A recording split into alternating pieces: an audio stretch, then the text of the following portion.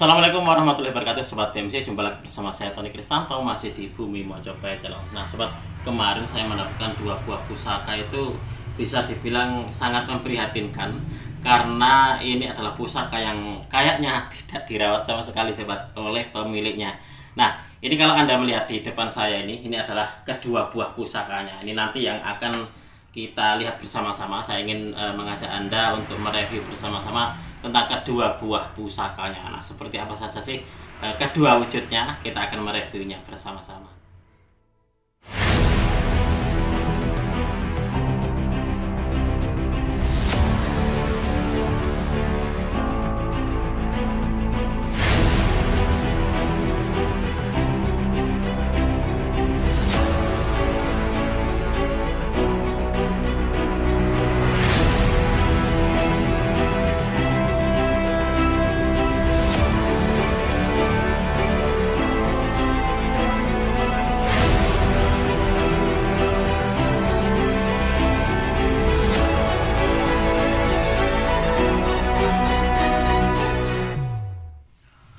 Oke, Sobat BMC, kita akan melanjutkan lagi bahwasanya kedua buah pusaka ini kalau boleh saya bilang adalah pusaka yang termasuk pusaka bagus. Jadi keduanya ini adalah keris bagus, keduanya ini adalah salah satu dari pamor dan juga dapur yang menjadi primadona di antara para pecinta Tosan Aji, Sobat. Nah, kita akan melihatnya ini seperti apa sih wujud dari pusakanya gitu. Ini yang pertama dulu. Jadi begini, keduanya ini yang satu ada warangkanya, Sobat. Nah, yang satu ada warangkanya, sedangkan yang satu ini saya mendapatkannya ligan. Nah, sama dengan ligan ini saya mendapatkannya tidak ada warangkanya, karena memang sengaja saya memaharinya tanpa warangkanya, Sobat. Karena waktu itu saya melihat warangkanya bisa dikatakan sudah nggak layak lah. Akhirnya terus saya ambil di kerisnya saja. Nah, kita akan mulai dulu di keris yang ini, Sobat. Nah, ini waktu beliau menawarkannya kepada saya itu disertai dengan video. Jadi dengan videonya tadi saya melihat untuk di kerisnya sebenarnya ini keris bagus dan juga ini masih lumayan tebal, Sobat. Nah, kalau Anda melihat di sini ini masih lumayan tebal. Untuk di dapurnya sendiri ini adalah dapur sejuta umat. Nah, ini adalah temannya brojol. Brojol itu kan identik dengan dapur sejuta umat. Nah, ini adalah temannya, yaitu Tilam Upih. Tilam Upih ini adalah salah satu dari dapur yang cukup banyak kita jumpai di dalam peredaran dunia Tosan Aji, Sobat. Nah, itulah kenapa salah satu dari dapur sejuta umat tadi selain brojol adalah Tilam Upih. Tapi meskipun seperti itu, dapur brojol ataupun Tilam Upih banyak sekali didapati pamornya bagus-bagus, Sobat. Salah satunya ini, coba Anda amati untuk di pamornya. Nah, pamornya ini kalau Anda melihat, ini pamornya bulat-bulat seperti ini, Sobat. Nah, pamornya bulat-bulat seperti ini. Nah, hanya saja ini tertutup karat. Nah, itulah kenapa saya menyebut sebenarnya keris ini bagus. Sebenarnya keris ini sangat layak untuk dijadikan sebagai sebuah koleksi. Kemungkinan gitu. Mungkin dulu ini pemiliknya orang yang bisa dikatakan orang yang punya, orang berada. Karena apa? Karena kalau kita melihat dari dapurnya ini adalah dapur-dapur untuk kesejahteraan, dapur-dapur untuk kerezekian, ketentraman di dalam rumah tangga. Itu seperti itu di dalam filosofi dapur Tilam Upih. Tapi kalau kita melihat dari pamornya, Sobat, nah untuk di pamornya ini adalah pamor bulat-bulat seperti ini. Di dalam pengetahuan Tosan Aji saya, ini masuknya di pamor Bendo Segudo. Nah, pamor Bendo Segudo ini dalam dunia Tosan Aji ini tuanya untuk hal-hal kerezekian. Ini seperti ini. Itulah kenapa kalau untuk di zaman dulu mungkin pemesannya dulu ini adalah orang berada gitu. Kalau kalian melihat, kalau Anda melihat di sini untuk di pasikutan dari pusakanya. Nah, ini pasikutannya ini ganteng banget ya. Jadi sangat serasi banget, dan di sini kalau Anda melihat trap-trapan dari pertemuan antara gonjo dan juga bilahnya ini rapat. Nah, trap-trapannya ini rapat. Ini adalah salah satu dari garap pusaka yang bagus, Sobat. Nah, ini seperti ini. Itulah kenapa saya sangat yakin sekali bahwasanya pemilik dari pusaka ini dulunya adalah orang berada gitu loh. Mungkin juga seorang yang bisa dikatakan pemimpin masyarakat atau orang yang dihormati di dalam kehidupannya, itu seperti itu. Karena di dalam dapurnya ataupun juga pamornya, nah ini memang bukan mengacu pada hal-hal kepemimpinan, bukan hal-hal mengacu pada jabatan atau juga kederajatan, tapi ini lebih mengacu kepada kesejahteraan dan juga untuk kerezekian. Nah sayangnya sobat, mungkin gitu, seperti yang kita ketahui bahwasanya masyarakat kita dalam memandang sebuah tosan aji, entah itu keris, entah itu tombak dan juga yang lainnya, produk tosan aji itu masih dipandang tabu, masih dianggap miring, masih dianggap sesuatu yang negatif. Jadi sebisa mungkin gitu mereka menjauhi. Itulah kenapa gini, saya ingin terus mengkampanyekan gitu, agar kita terbuka dengan yang namanya tosan aji, bahwasanya tosan aji itu tidak seseram, tidak senegatif yang perkiraan kebanyakan orang. Nah, padahal di dalam dunia tosan aji, di dalam setiap dapur ataupun pamor ini tersemat sebuah harapan yang baik, tersemat sebuah filosofi atau pesan-pesan kehidupan. Kalau kita mau mengupas lebih jauh tentang tosan aji satu persatu, bilah per bilah, maka kita akan mendapati sesuatu yang agung, sesuatu yang bisa dikatakan itu pesan dari leluhur kita itu untuk kita pemegang dari pusaka agar menjadi manusia yang baik. Jangan sampai menjadi manusia yang bisa dikatakan berlebih-lebihan. Itu seperti itu. Jadi kita harus tahu dengan kodrat kita sebagai seorang manusia hidup di dunia itu seperti apa. Gitu, seperti itu sobat. Oke, kita lanjutkan lagi. Nah, secara keseluruhan, kalau saya boleh bilang, pusaka ini masih utuh. Begitupun juga dengan pesinya. Nah, meskipun katakanlah pusaka ini karatnya tebal seperti ini, tapi ini masih tergolong utuh sobat. Nah, mudah-mudahan nanti setelah saya warangi, pamornya juga utuh. Nah, mudah-mudahan ini pamornya pun juga utuh. Karena saya sangat yakin ini pusaka ini adalah pusaka bagus, pusaka bagus, dan ini adalah garapnya garap benar gitu.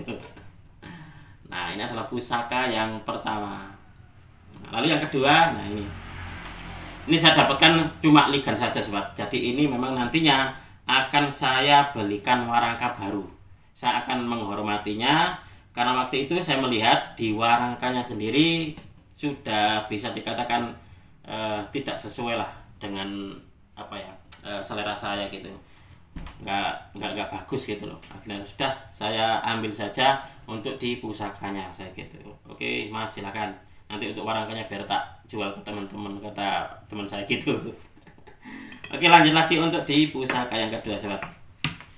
Nah ini adalah pusaka yang kedua yang saya dapatkan dari salah seorang rekan tosan aji saya dari Trenggalek nih.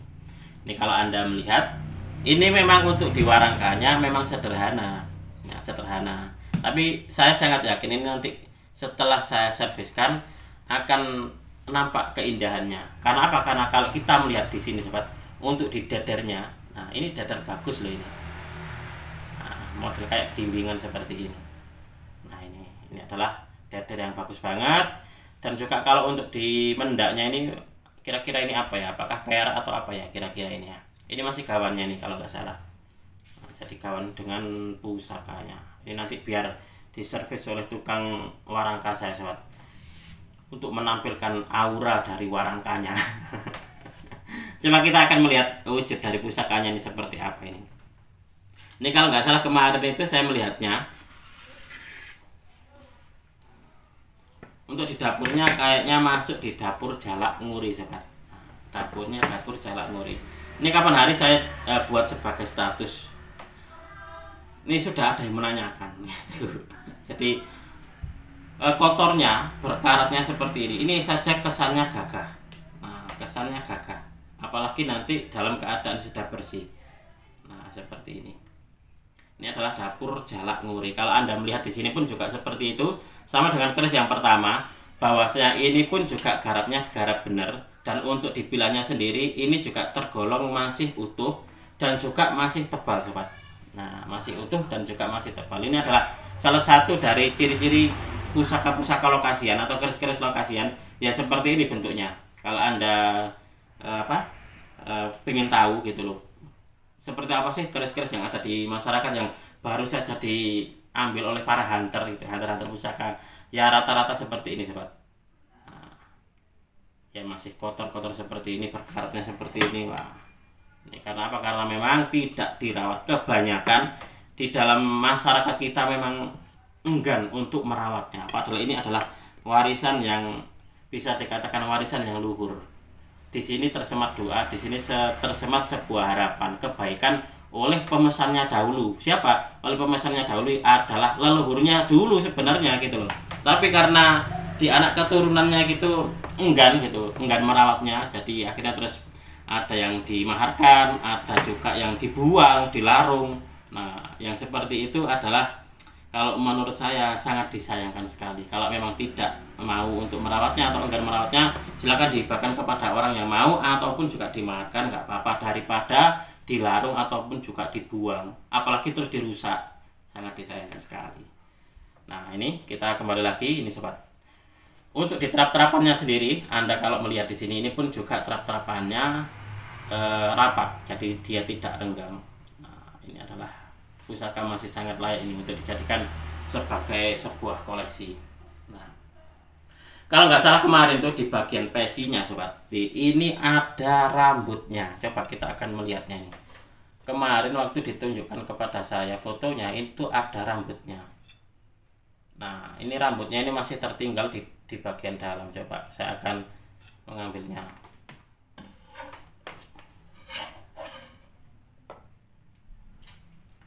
Nah, ini kebanyakan memang orang-orang zaman dulu gitu loh, merapatkan keris dengan dedernya itu dengan menggunakan rambut. Nah, seperti ini. Ini adalah rambutnya. Nah, ini sobat. Ini masih ada rambutnya ini. Nah, kira-kira ini memang rambutnya pemiliknya dulu atau seperti apa? Jadi gini, apa sih maksud dari pemberian rambut di dalam peci pusaka atau di dalam peci keris itu? Jadi ada beberapa pendapat bahwasanya rambut ini gitu, karena rambut ini kalau kita jadikan sebagai apa ya, media untuk merapatkan itu katanya gitu, tidak mudah, katanya tidak mudah berkarat. Ada yang bilang seperti itu. Ada yang bilang terus gini, agar mudah gitu loh, agar apa ya, tidak terlalu serat gitu, seperti itu. Ada juga yang gini, berpendapat bahwasanya rambut ini adalah sebagai sebuah ini sobat, antara pusaka dan juga pemiliknya itu biar ada saling keterikatan. Saling keterikatan. Itulah kenapa rambut dari pemiliknya itu dipakai sebagai sebuah apa ya, merapatkan gitu, merapatkan dari peci dan juga deder. Nah, salah satunya itu biar apa ya, ini loh, antara pusaka dan pemiliknya itu saling bisa menjadi satu kesatuan. Apa itu namanya ya? Nah, intinya pokoknya di situ. Jadi kenapa dibuat apa, dipakai rambut gitu, agar pemiliknya dengan pusakanya ini saling apa, sinkronisasinya itu menyatu gitu loh sobat. Nah, kira-kira seperti itulah tujuannya. Ada yang berasumsi kayak gitu. Nah, kalau Anda punya pendapat lain tentang kenapa sih rambut dipakai sebagai ganjalan gitu loh, ganjelan peci di dedernya, nah silakan Anda tulis di kolom komentar. Siapa tahu Anda punya pendapat lain. Karena yang saya ketahui gitu, yang saya ketahui adalah dua itu tadi sobat. Bawahnya pertama adalah untuk agar pecinya ini di dalam deder ini tidak mudah berkarat.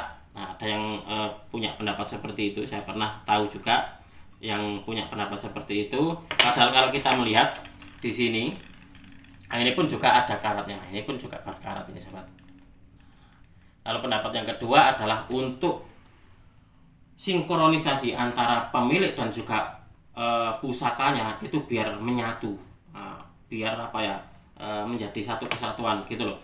Karena apa? Karena gini, terkadang itu seorang gitu ya yang sakti gitu, bukan cuma dari pusakanya saja, dari orangnya terus disalurkan ke pusakanya. Itu ada yang seperti itu. Jadi ada yang pusakanya sakti gitu, orangnya biasa-biasa saja. Biar kalau apa ya, bisa dikatakan saling mendukung, itu seperti itu kalau menurut kesimpulan saya sobat. Nah, gitu. Oke, ini adalah pusaka yang kedua. Ini untuk di dapurnya sendiri adalah dapur jalak ngure, dan ini masih sangat layak untuk dijadikan sebagai sebuah koleksi. Oke sobat, mungkin untuk di video ini cukup sekian. Saya berterima kasih sekali lagi kepada Anda, dan saya ingin mengingatkan kepada Anda sobat, jangan sampai kalau Anda punya pusaka di rumah, jangan sampai seperti ini. Entah itu terutama adalah pusaka warisan, jangan sampai seperti ini. Silakan Anda rawat, karena itu adalah warisan dari leluhur Anda sobat. Jangan mau cuma warisan uang atau tanah atau rumah saja, terus pusakanya nggak mau merawat. Jangan sampai seperti itu sobat. Karena apa? Karena ini adalah sebenarnya leluhur Anda itu bisa dikatakan berdoa, mengharapkan sesuatu kepada Tuhan yang Maha Kuasa. Salah satunya ikhtiarnya adalah dengan memiliki pusaka. Dengan memiliki pusaka, setiap hari kita melihat, setiap hari kita pegang, setiap hari kita bawa, otomatis kita selalu ingat dengan doa kita. Kita selalu ingat dengan harapan kita. Jangan sampai dipupus harapan dan doa leluhur Anda karena Anda tidak mau merawatnya. Nah, jangan sampai dipupus atau diputus gitu, seperti itu. Jangan sampai seperti itu. Itulah kenapa kalau Anda memang punya pusaka yang warisan dari leluhurnya, silakan Anda rawat. Kalau memang tidak berkenan, boleh dimaharkan ataupun juga dihibahkan kepada orang yang mau merawatnya. Tapi jangan sekali-kali dilarung atau dirusak. Nah, sangat disayangkan sekali.